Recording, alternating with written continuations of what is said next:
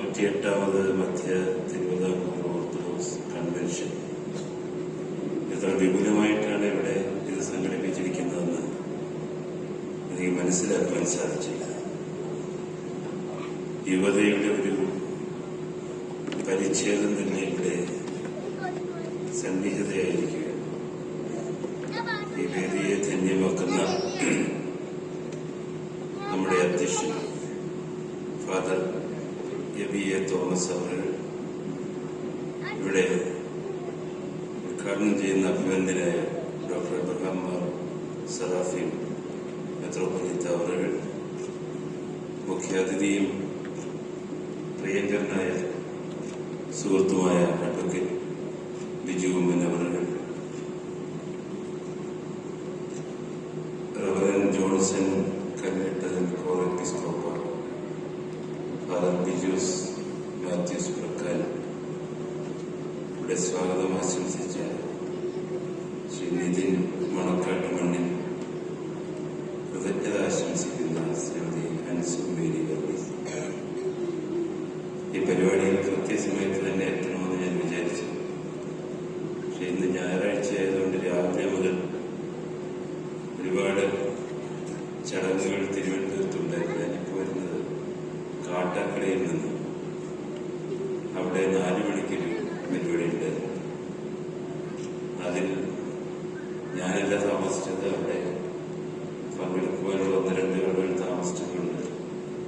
ആ പരിപാടി കുറച്ച് നീണ്ടുപോയി. അതുകൊണ്ടാണ് അവിടെ എത്തിച്ചേരുവാൻ താമസിച്ചത്. ഞാൻ ആദ്യം ഒരു തിരുമേനിമാരോടും അതുപോലെ നിങ്ങളോടെല്ലാവരും ഒരു ക്ഷമാപണത്തോടു കൂടിയാണ് ഇവിടെ നിൽക്കുന്നത്.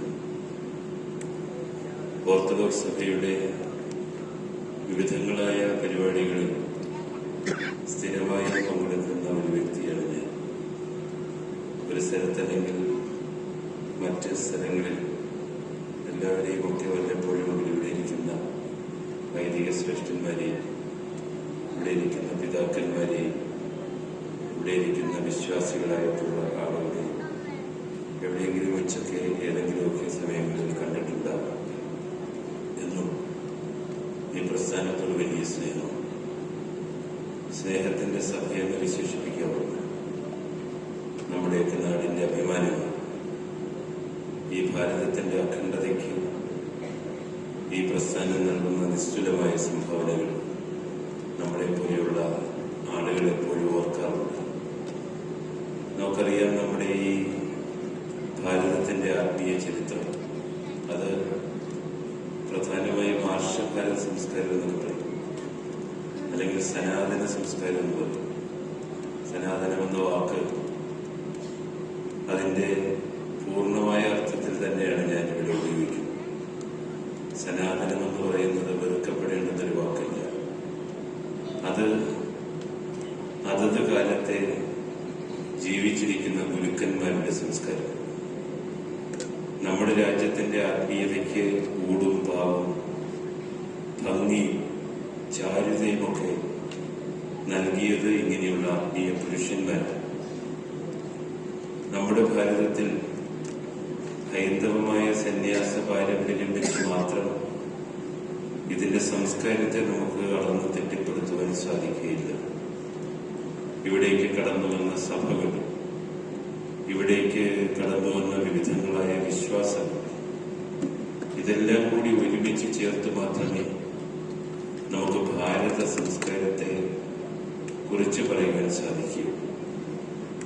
ക്രിസ്തീയ സഭകൾ, പ്രത്യേകിച്ച് പൗരസ്ത്യ സഭകൾ, നമ്മുടെ രാജ്യത്തിന്റെ ആത്മീയതയ്ക്ക് നൽകിയ സംഭാവനകൾ വളരെ വലുതാണ്, വളരെ കനപ്പെട്ടതാണ്, വിലപ്പെട്ടതാണ്. നമ്മുടെ രാജ്യത്തിന്റെ പാവനമായ ആത്മീയ സംസ്കാരത്തിൽ ഈ സഭ നൽകുന്ന സംഭാവനകൾ രാജ്യത്തിന്റെ തന്നെ ആത്മീയ ചരിത്രത്തിൽ തങ്കലിപികളിൽ തുന്നിച്ചേർത്തതാണ്. ഇന്നിവിടെ 108ാമത് മധ്യ തിരുവിതാംകൂർ ഓർത്തഡോക്സ് കൺവെൻഷൻ നടക്കുകയാണ്. ഞാൻ ആ പ്രോഗ്രാം നോട്ടീസ് വായിക്കുകയുണ്ടായി. ഒരുപാട് പരിപാടികൾ ഇതിനോടനുബന്ധിച്ച്, പ്രത്യേകിച്ചും കാലഘട്ടത്തിന്റെ ആവശ്യം. ഒരുപാട് കാര്യങ്ങൾ ഇതിനോട് അനുബന്ധിച്ച് നടത്തുമെന്ന് കാണുവാൻ സാധിക്കുന്നതിൽ വളരെ വലിയ സന്തോഷമുണ്ട്. ഏതൊരു ആശയത്തെ സംബന്ധിച്ചിടത്തോളം, ഏതൊരു സംഹിതയെ സംബന്ധിച്ചിടത്തോളം അത് മുന്നോട്ട് കൊണ്ടുപോകുവാൻ ആസ്പദമായ നിലയിൽ ഒരു തലമുറയെ സൃഷ്ടിച്ചെടുക്കേണ്ടത് കാലഘട്ടത്തിന്റെ ആവശ്യമാണ്. ആത്മീയതയിൽ നിന്ന് യുവാക്കളായിട്ടുള്ള ആളുകൾ പിന്തിരിഞ്ഞു നടക്കുന്ന കാഴ്ചയാണ് നമ്മളെല്ലാ സ്ഥലത്തും കാണുന്നത്. ഓരോ സ്ഥലത്തും സംസാരിക്കുവാനായിട്ടൊക്കെ പോകുന്ന സമയത്ത് പ്രധാനമായും പള്ളികളിലായാലും അമ്പലങ്ങളിലായാലും അതുപോലെയുള്ള മറ്റ് സ്ഥലങ്ങളിലായാലും യുവാക്കളെ നിബിഡമായി മുൻനിരകളിൽ നമുക്ക് കാണുവാൻ സാധിക്കില്ല. പക്ഷെ ഇവിടെ നൂറുകണക്കിനായിട്ടുള്ള യുവാക്കളായ, യുവതികളായ, വിദ്യാർത്ഥികളായ, വിദ്യാർത്ഥിനികളായ ആളുകൾ ഈ സംസാരങ്ങൾ കേൾക്കുവാനിരിക്കുന്നു എന്ന് പറയുമ്പോൾ തന്നെ, അല്ലെങ്കിൽ ഇതിനകത്ത് ഇഴുകിച്ചേർന്നിരിക്കുന്നു എന്ന് പറയുമ്പോൾ തന്നെ ഈ വിഷയത്തിന്റെ ഗൗരവത്തെക്കുറിച്ച് നമുക്ക് മനസ്സിലാക്കുവാൻ സാധിക്കും. ആത്മീയത എന്നാൽ എക്കാലത്തും പരിരക്ഷിക്കപ്പെടേണ്ടുന്ന ഒരു കാര്യം. വിശ്വാസം എന്നത് ആത്യന്തികമായ അർത്ഥത്തിൽ പറഞ്ഞാൽ നമ്മുടെ ജീവിതവുമായി ചേർന്ന് നിൽക്കുന്ന ഒന്നാണ്. നമ്മളൊക്കെ ജനിക്കുന്ന സമയത്ത് ആരോ കുറച്ച് വെള്ളം നമുക്ക് തരും. നമുക്കറിയില്ല അതാരാണ്.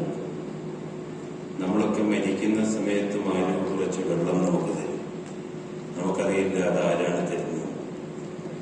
ജനിക്കുന്ന സമയത്ത് ആരോ നമ്മുടെ മുകളിൽ ഒരു ചെറിയ തുണി കൊണ്ടിങ്ങനെ ഇടും. നമ്മൾ മരിക്കുന്ന സമയത്തും ആരോ ഒരു തുണി കൊണ്ടുപോയി നമ്മുടെ ശരീരത്തിലും. നമുക്കറിയില്ല ആരാണെന്ന്. ഈ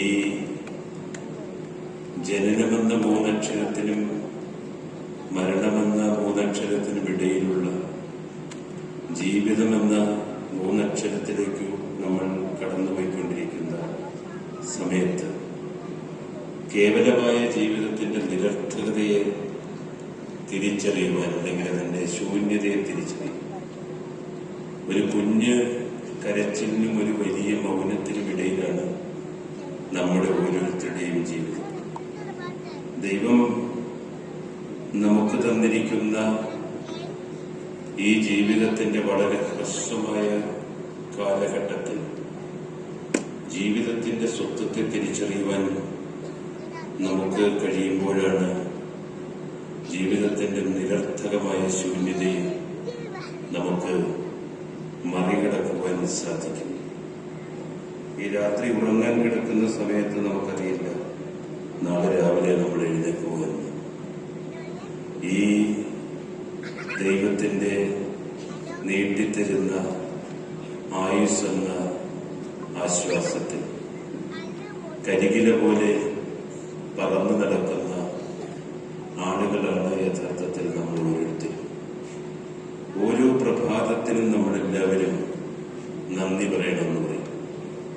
കാരണം ഈ ഉറങ്ങാൻ കിടന്നവർ എഴുന്നേറ്റ് വരാതെ ഇരിക്കുന്ന സമയത്ത് ഇന്നത്തെ പ്രഭാതം കാണുവാൻ നമുക്ക് ഭാഗ്യം നൽകിയ ദൈവത്തോട് എന്നും നമ്മൾ കടപ്പെട്ടിരിക്കുന്നവരാകണമെന്ന് പറയും. ഓരോ മനുഷ്യനെ സംബന്ധിച്ചിടത്തോളം ഓരോ ദിവസവും ഓരോ പുനർജന്മമാണ്.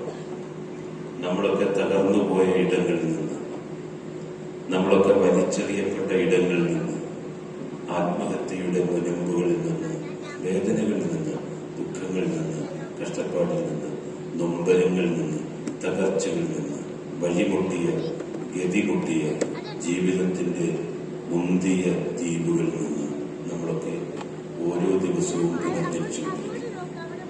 അപ്പോ ഇങ്ങനെയുള്ള കാര്യങ്ങൾ നമ്മൾ കടന്നു വരുമ്പോൾ പ്രധാനമായും ചിന്തിക്കേണ്ടത് ദൈവത്തെക്കുറിച്ചുള്ള അവദാനങ്ങൾ എവിടെ കേൾക്കുവാൻ നമുക്ക് കഴിഞ്ഞാൽ അതൊക്കെ സുനിശ്ചിതമായ നമ്മുടെയൊക്കെ ജീവിതത്തിന്റെ വലിയ നേട്ടങ്ങളാണ്.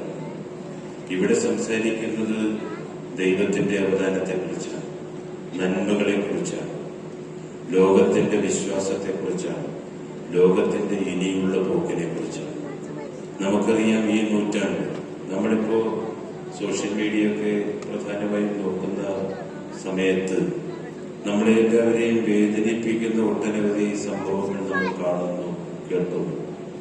എല്ലാവരും തന്നെ അതിനെക്കുറിച്ച് പറയുന്നു. ഇപ്പോ നവോത്ഥാന നായകന്മാരായ ഗുരുക്കന്മാരായ ആളുകൾ അവർ കാട്ടിത്തന്ന വലിയ വിശ്വാസത്തിന്റെ ജീവിതത്തിന്റെ വഴികളുണ്ട്. നമ്മളൊക്കെ സാധാരണമായി നമുക്കറിയാം, നമ്മുടെ രാജ്യമെന്ന് പറയുന്നത് ബഹുസ്വരതയുടെ രാജ്യമാണ്, മതേതരത്വത്തിന്റെ രാജ്യമാണ്, മത സൗഹാർദ്ദത്തിന്റെ രാജ്യമാണ്, മാനവികതയുടെ രാജ്യമാണ്. മലയാളത്തിന്റെ പ്രിയ നടനായ മമ്മൂട്ടി അദ്ദേഹത്തിന്റെ ഒരു ഫേസ്ബുക്ക് പോസ്റ്റിൽ ഇങ്ങനെ എഴുതുകയുണ്ട്. അദ്ദേഹത്തിന്റെ കൂടെ പഠിച്ച ആളാണ് ബാലേന്ദ്രൻ ചുള്ളിക്കാട്. അപ്പൊ ചുള്ളിക്കാട് ഒരു ദിവസം അദ്ദേഹത്തിന്റെ വീട്ടിൽ ചെന്നപ്പോ മമ്മൂട്ടി അദ്ദേഹത്തോട് പറഞ്ഞു, ഇന്നലെയൊക്കെ അല്ലെങ്കിൽ കഴിഞ്ഞ കാലങ്ങളിൽ നീ എന്റെ വീട്ടിൽ വരുന്ന സമയത്ത് അത് നമ്മൾ തമ്മിലുള്ള സ്നേഹം അല്ലെങ്കിൽ നമ്മൾ തമ്മിലുള്ള സൗഹൃദം. ഇന്ന് നീ എന്റെ വീട്ടിൽ വരുന്ന സമയത്ത് അത് മതസൗഹാർദ്ദം. അപ്പോ ഈ ബന്ധങ്ങൾ എന്ന് പറയുന്നത് വളരെ ഔപചാരികമായി, മനുഷ്യൻ തമ്മിലുള്ള സ്നേഹമെന്ന് പറയുന്നത് വളരെ ഫോർമലായി മാറിക്കൊണ്ടിരിക്കുന്ന കാലഘട്ടത്തിലാണ് നമ്മൾ ജീവിക്കുന്നത്. അതാണ് ഞാൻ നേരത്തെ സൂചിപ്പിച്ചത്. സോഷ്യൽ മീഡിയയൊക്കെ തുറന്നു വെച്ചാൽ അതിരൂക്ഷമായ വർഗീയ വാഗ്വാദങ്ങൾ പല ഇടങ്ങളിലും കാണുവാൻ സാധിക്കും.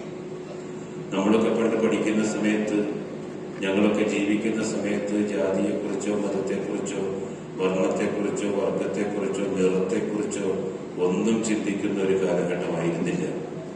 പക്ഷെ ഇന്നത്തെ കാലഘട്ടത്തിൽ യുവജനങ്ങൾ പോലും ജാതിയെക്കുറിച്ചും മതത്തെക്കുറിച്ചും വിഭാഗികതയെക്കുറിച്ചുമൊക്കെ അനാരോഗ്യപരമായ ചർച്ചകൾ പല ഇടങ്ങളിൽ നടക്കുന്ന വ്യസനകരമായ കാഴ്ചകളാണ് നമ്മളെല്ലാവരും കാണുന്നത്.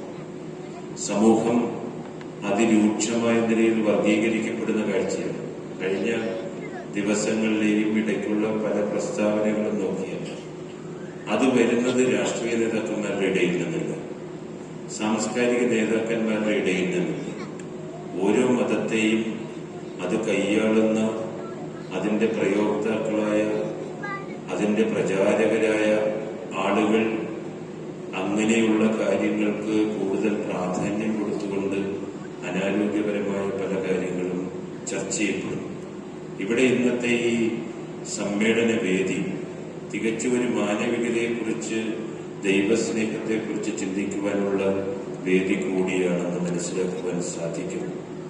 ആധുനികതയുടെ ഇങ്ങനെയുള്ള അനാരോഗ്യപരമായ കുത്തൊഴുക്കിൽ യുവജനങ്ങൾക്ക് സമൂഹത്തെ പുനഃസൃഷ്ടിക്കുന്നതിൽ വലിയ കാര്യങ്ങൾ ചെയ്തു വെക്കാനുണ്ട്.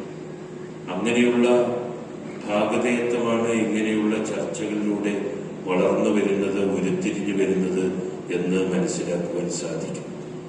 നമുക്കറിയാം, നമ്മുടെ രാജ്യവും പാകിസ്ഥാനും ഒക്കെ തമ്മിൽ ഒരു ചെറിയ മുള്ളുവേലി വെച്ചാണ് അതിരുകൾ സൃഷ്ടിക്കുന്നത്.